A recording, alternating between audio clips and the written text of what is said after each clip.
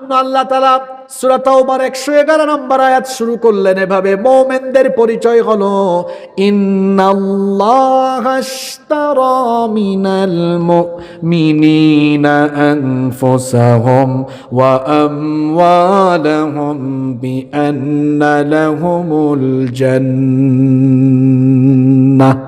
নিশ্চয়ই মুমিন হলো তারা, নিশ্চয়ই মুমিনদের থেকে আল্লাহ তাদের জানমালের বিনিময়ে আল্লাহ তাআলা তাদের জানমাল খরিদ করে নিয়েছেন, বিআন্না লাহুমুল জান্নাহ, এজন্য যে আল্লাহ তাদের জন্য এর বিনিময়ে রেখেছেন আল্লাহর জান্নাত। সুবহানাল্লাহ পড়েন।